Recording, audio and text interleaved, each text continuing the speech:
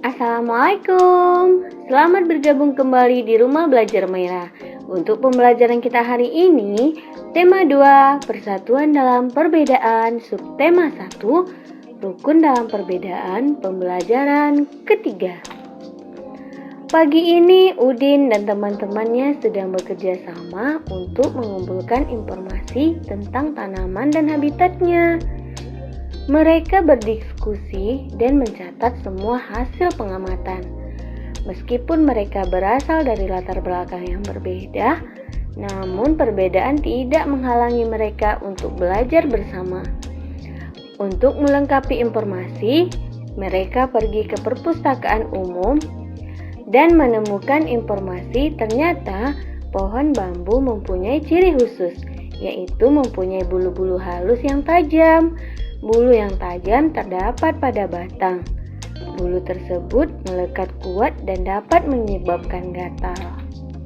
Berdasarkan habitatnya, tumbuhan dibagi menjadi 3 jenis. Yang pertama, adaptasi tumbuhan pada lingkungan kering. Tumbuhan yang dapat hidup di lingkungan yang memiliki sedikit air disebut xerofit. Salah satu contohnya adalah tumbuhan kaktus. Cara adaptasi tumbuhan kaktus adalah memiliki batang yang tebal dan berisi banyak cadangan air.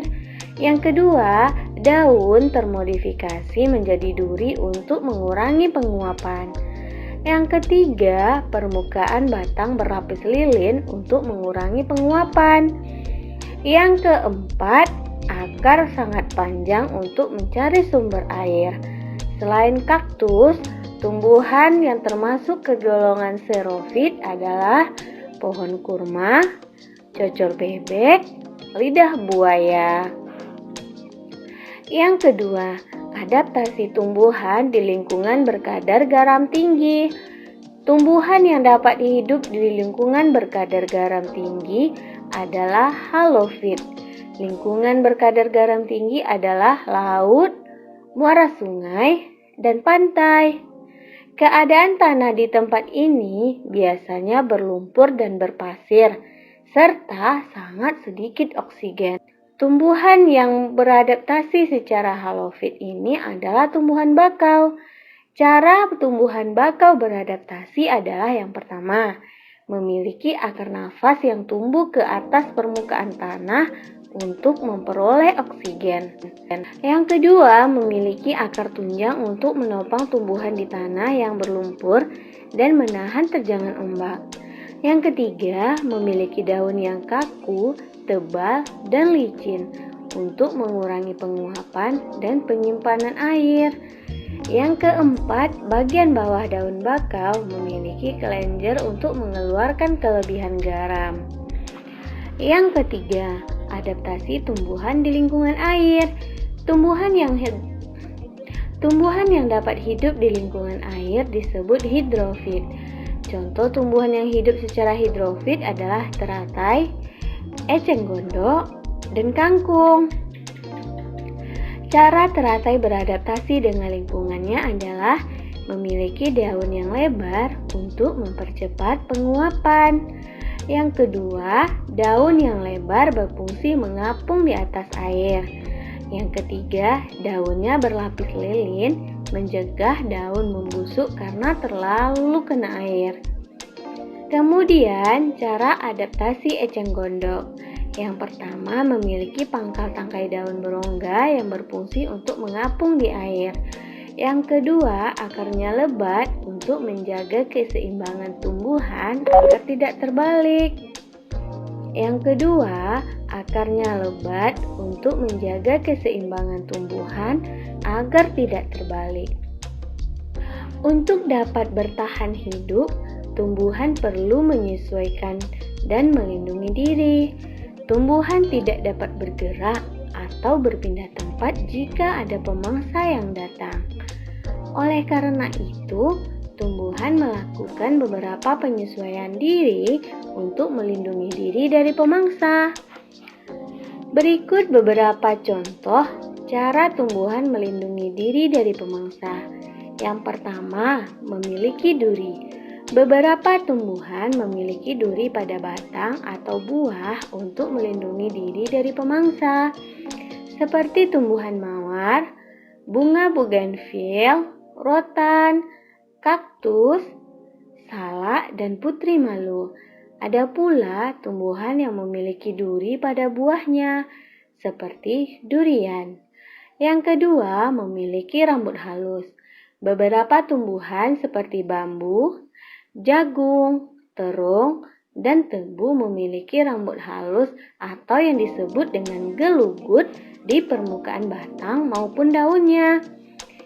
Fungsi gelugut adalah dapat menimbulkan rasa gatal bila disentuh oleh pemangsa. Yang ketiga, daun yang tajam. Nanas, lidah buaya, dan kaktus memiliki daun yang tajam dan berduri di tepi bagian daunnya. Hal ini bertujuan melindungi diri dari pemangsa. Yang keempat, menghasilkan getah. Tumbuhan seperti sao, pepaya, karet, mangga, dan nangka dapat menghasilkan getah jika tergores. Getah ini merupakan alat pelindung diri karena getah tersebut dapat menyebabkan perih dan gatal pada hewan pemangsa. Yang kelima adalah menghasilkan racun. Contoh tumbuhan yang menghasilkan racun adalah jarak dan kecubung. Buah jarak mengandung racun yang mematikan bagi hewan yang memakannya. Kecubung juga mengandung racun. Efek yang ditimbulkan jika dikonsumsi adalah mual, muntah, sesak nafas, dan mulut terasa kaku. Jadi, hati-hati ya, jangan sampai kamu mengkonsumsi buah-buahan tersebut. Setelah kamu mengetahui cara beradaptasi dan cara melindungi diri tumbuhan, sekarang silakan kamu baca teks Proklamasi Kemerdekaan Indonesia. Proklamasi Kemerdekaan Indonesia memberi makna yang sangat penting bagi bangsa Indonesia. Sejak teks Proklamasi Kemerdekaan dibacakan, rakyat Indonesia memiliki negara yang berbeda, berdaulat dan bermartabat. Tonggak sejarah tersebut tidak akan terjadi apabila tidak ada anak bangsa yang berani memproklamirkan kemerdekaan. Mereka adalah pejuang bangsa yang tidak boleh dilupakan. Berikut adalah para pejuang bangsa yang telah berjasa terhadap kemerdekaan negara Indonesia. Yang pertama adalah Insinyur Soekarno. Dia merupakan salah satu orang yang berjasa dalam mendirikan negara Republik Indonesia sebagai negara berdaulat. Bung Karno lahir di Blitar, Jawa Timur, 6 Juni 1901 dan meninggal di Jakarta pada tanggal 21 Juni 1970. Bung Karno menyusun konsep teks proklamasi di Rumah Laksamana Tadasi Maida bersama Bung Hatta dan Muhammad Ahmad Subardja. Ia kemudian menandatangani teks proklamasi atas nama bangsa Indonesia bersama Bung Hatta. Bung Karno membacakan teks proklamasi kemerdekaan Indonesia di kediamannya di Jalan Pegangsaan Timur nomor 56 Jakarta. Yang kedua adalah Dr. Andes Haji Muhammad Hatta atau yang dikenal juga dengan Bung Hatta. Lahir di Bukit Tinggi, Sumatera Barat, 12 Agustus 1902. Beliau wafat di Jakarta 14 Maret 1980 pada usia 77 tahun. Bung Karno menyusun konsep teks proklamasi bersama Bung Karno dan Muhammad Ahmad Subardja. Ia ikut menandatangani teks proklamasi atas nama bangsa Indonesia bersama Bung Karno. Muhammad Hatta adalah wakil presiden pertama Indonesia. Selain itu, beliau adalah Bapak Koperasi Indonesia. Yang ketiga ada Ahmad Subardja. Ahmad Subardja lahir di Karawang, Jawa Barat 23 Maret 1896 dan wafat pada tanggal 15 Desember 1978 pada umur 82 tahun. Beliau adalah Menteri Luar Negeri Indonesia yang pertama. Ahmad Subardja merupakan salah seorang tokoh dari golongan tua yang berperan dalam mempersiapkan proklamasi kemerdekaan Indonesia. Ahmad Subardja ikut menyusun konsep teks proklamasi di Rumah Laksamana Tadasi Maida bersama Bung Karno dan Bung Hatta. Yang keempat, Laksamana Tadashimada adalah seorang perwira tinggi Angkatan Laut Kekaisaran Jepang. Beliau membantu persiapan konsep teks proklamasi kemerdekaan dengan mempersilahkan rumahnya digunakan untuk kegiatan yang sangat penting. Di rumahnya berkumpul para tokoh bangsa yang berjasa besar. Walaupun beliau orang Jepang, beliau rela membantu Indonesia karena simpati terhadap rakyat Indonesia. Yang kelima adalah Soekarni. Soekarni lahir di Blitar, Jawa Timur 14 Juli 1916. Beliau wafat di Jakarta 7 Mei 1971 pada usia 54 tahun.